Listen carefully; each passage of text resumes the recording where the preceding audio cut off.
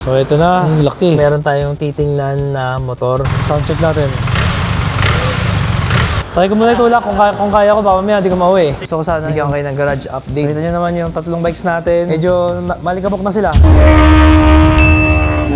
Hi mga katingin, tonight on the way tayo sa Manila kasi meron tayong titingnan na motor. Itong motor na to, ngayon pa lang tayo magkakaroon or makakakita ng ganito, pinakamahal sa lahat ng motor na matitingnan natin at pinakamalaki sa lahat. At kung mapapansin nyo, gabi na kasi si boss busy daw siya. Ngayong gabi lang daw siya pwede. Kaya tayo naman, kung bigyan natin, tayo mag-a-adjust. Sabi ko nga kung masusunod, gusto ko sana daytime para maganda pa sana yung vlog. Pero ganun pa man, importante ay matingnan natin sumama. Yun na magkakaalaman. Tapos ganyan, pag may naglilinis ng salamin dito, bigyan nyo na lang. Yan. Baka mamaya kasi gasgasan pa yung sasakyan. Tignan natin kung okay ba yung unit. Yun, dito na tayo. Yung kasama natin si Boss Ems. Hi Boss. So ito na, nakaka-excite at kinakabahan ako. Ang laki. Grabe, no? Parang malaki pa sa akin. Tsaka ano, kaya mataas siya, ang kapal ng puwan eh, no? Yung hindi po pinapataba. Hindi pa ito yung low seat, di ba? Meron pang low seat. Oh, ito na yun. Ito na yung pinaka-low. Ito na yung low seat. Nakikita ko nga sa, sa internet. Parang kapal pa ng foam. Parang dapat pwede pang babaan eh. No? Kaya naman siya, kaso mabigat. Yung bigat ang problema. Pag bumaba yung seat height niya, 1 inch lang yung binababa niya. Or mas malaki. 1.5. 1.5 naman pag bumaba. Sinakyan. Di sabot mo naman dalawang paa. Sabot mo naman. Pero hindi advisable na dalawa eh. Oo nga, dapat isa lang. Ang problema ko, kaya i-drive atras, hirap na. Hirap na bumaba. Lalo pagka may mga box pa. Oo nga eh. Challenging talaga. Di ba mayroon to parang bag? Wala na yung bag dito. Yung pinaka-bag niya kasi, yung mga box, tinanggal ko na. Tapos ito, pero ito, worth 100 plus to. Parang meron siya inflatable bag. Wala na ba yan? Wala ba kasama yan? Nandiyan pa ba yung bag na? Inflatable bag. Parang ano siya eh. May tulong sa kanya pag itong ba? Parang airbag eh. Siya yung sasalo ng ano. Yung stock lang na ito, sir, kasama, ito lang. So ngayon, ito, pina-additional ko pa. Signal light ba to? Parang fog light na lang. Fog light. Isa dito sa controls. Okay. Parang aux light din siya. Tinry mo na yung full tank. Sobrang bigat siguro pag na-full tank mo. Sagad, pero parang nasa half kasi. Oo. Tapos ito, may aux light na siya dito. Ayun, aux light. Oo nga, yung aux light na. Aux light. Okay. Doon. Sakit sa mata. Kaso, ito yung signal light niya. Tapos yung tinatakbo niya, ito yung auto niya. 115. 115 odo. Okay. Parang nilabas lang sa mga. Oo. Sound check natin. Tahimik. Oo nga, may catalytic pa siya. Kasi hindi mo kailangan sobrang ingay. Kaya nga ito yung ano niya. May resonator pa siya dito sa ilalim. Tapos naka siya. BMW calipers. Kapag i-adjust kasi yung seat niya, dapat naka-gear ka. Ayun, ride height. Ang hirap pala, kailangan pupunta ka pa doon para ma-adjust mo yung height niya. Ayun, naka-auto. Konti-konti dito ay! Ayun na, taas na. Ayun na, taas na. Mataas. Ayun, sagad. Tapos, Tama. Maganda nga yung pinaka... so ngayon, hindi siya naka-auto. Sagad niya sa pinaka-baba. Ayun. tapos pagka sinal-stand mo na, automatic siya magpa-park. Tsaka na siya, parang Africa Twin. Wala na siyang clutch, no? Ano na siya? ECT kung tawag. Ito, ano lang siya, sa voltmeter lang siya. Ano na rin siya, aftermarket. Kasabay pinakabit no? Okay. Aux light. Ito ba yung pinakabit mo sa sa Royal? Oo, ito. Royal. Ito. Wow. Yung exhaust aftermarket na din. Kasi parang nakita namin sa video ng Royal na may bag pa dito. Sabi ko malaking tulong sana yun sa pagnatumba. Try ko muna itulak kung kaya ko, baka mamaya hindi ko mauwi. Sige, tignan natin. Kailangan ako mag-isa, subukan ko. Hindi pa kayo nakapag-drive? Yung luma nito, yung 1250. 1250 na adventure. Same weight daw sabi sa ano. Same weight lang yun. Subukan ko muna kung ano. Kailangan magawa ako mag-isa Para ano sige. Subukan ko muna mag-isa. Subukan natin kung tulak ko. Ayun. Okay. Ayun, kaya naman pala.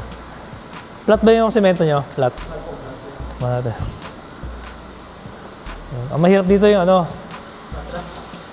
Pababa pag ano, pag pababa yung parking kasi wala siyang clutch. Yun na mahirap, no? Kailangan ano. Ayun, siguro, doon mo gagamitin yung park. Kasi pag naka-park siya, hindi mo siya matutulak eh. Kasi pag manual ako, naka first gear ako, pipitik-pitik ko lang yung clutch, nakababa na ako eh. Ito, wala no, mas mahirap pala. Challenging dito pag ano, pagka pababa. Kasi parking namin pag ganun eh. So, try natin yung seat height kung ano, kung abot ko. May problema. Kailangan, ano, pero isa pa. Hindi, okay lang, oh. Yan, kailangan kasi magawa ko mag-isa eh. Ayun. Oo nga. Yung kaya naman. Ito na yung lowest seat height. Mas madali yung may clutch.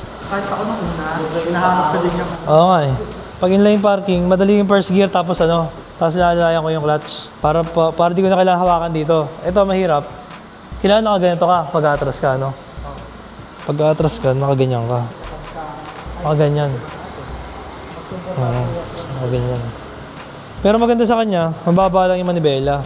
Di ay sa mga Africa Twin, masyado mataas eh. So ayun, bali, ang nangyari ay tingin lang talaga at di sumama. Kung sa mga nagtataka bakit hindi sumama sa atin yung GS Adventure dahil hindi kami nagkasundo ni sir. Pero actually yung presyo, okay na sana kami sa presyo. Kaya lang, nung chinek ko yung resibo from the dealer, ay hindi pala siya galing sa BMW Philippines. So, kasi ako personally, I prefer na galing sa BMW Philippines para madali yung mga after sales. Pero sa unit, wala akong masabi. Makinis. Talagang, ano, yung mga accessories na rin, naka-Acra, talagang. Yung mga gusto ko yung mga nakalagay sa kanya, excited na akong gamitin eh. Kaya lang, ayun nga. Pero siguro talagang hindi siya para sa atin. Pero ang good news naman is brand new condition. Kasi imagine, 113 km odo lang. First owner, tapos naka-Acra, naka-crash guard na worth 63,000 daw yun eh. Tapos naka-aux light na Lobu, mahal din yun. Tsaka ano lang siya, April lang siya nakuha. So ano yun, May, June, July, August. So 4 months old.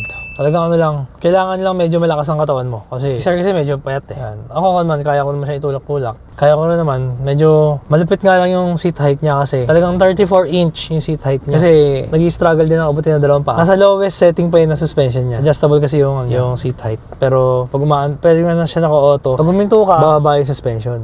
Pag umandar ka, tataas. Pag naka-auto. Pero pag naka-manual, pwedeng lagi siyang nasa lowest. So, hindi nga natin nakuha yung GS. Pero kung kayo, type nyo yung GS 1300 Adventure, mag-comment lang kayo or message kayo sa akin directly para i-refer ko sa inyo yung GS. At sa mga interesado po magpa-consignment or nagbebenta ng mga big bike, direct message na kayo sa akin through Viber or text 0940-550-9357. And syempre, bago tayo magtapos, gusto ko sana bigyan kayo ng garage update. Syempre, matagal-tagal tayo din nakapag-update ng garage. And for sure, dami nagtataka kasi dami nating contents na nakahang. So, ito po nangyari, kaya nabitin tayo kasi ipaparenovate tayo ng garahe. So, pakita ko muna sa inyo yung mga bikes natin. So, kita nyo naman yung tatlong bikes natin. Medyo malikabok na sila. Sobrang alikabok na pala. Dahil nga nagpapa-construction tayo ng extension ng garahe. So, kita nyo ma'am, siksikan, puno. Kaya kailangan natin ng bagong extension para mahiwa-hiwalay sila tsaka makapag-vlog tayo dito sa area na to. So soon, tayo nyo.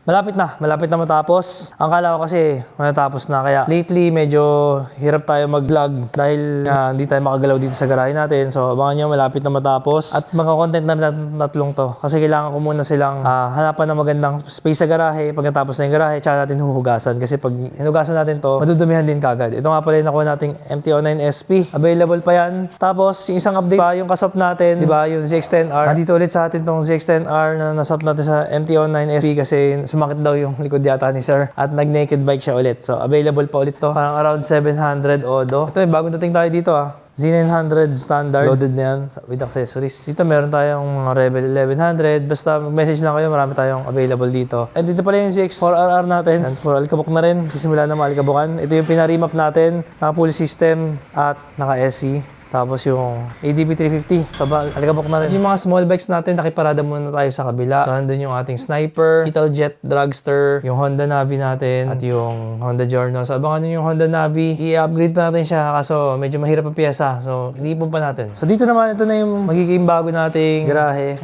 or extension. So, dito ko muna nalagay siguro yung mga motor ko. Medyo maluwag-luwag na. Hindi naman siya ganun kalaki, pero pwede na din. So, right now, ito, halos tapos na rin yung mga ceiling, tsaka yung mga walls. Yun na lang yung Yung flooring na lang. Sa ganyan siya, medyo maraming ilaw. Hindi naman sobrang dami. Iyo ako na kasi na sobrang liwanag. Pero dadagdagan natin ng ilaw to. And then, yan, medyo naglagay tayo ng konting motor dito. Pero soon, baka dito ko lagay yung motor ko. Hindi pa ako decided. Pero yun, abangan nyo yung mga contents natin mas na matapos to. Dire-diretso tayo sa mga uploads natin.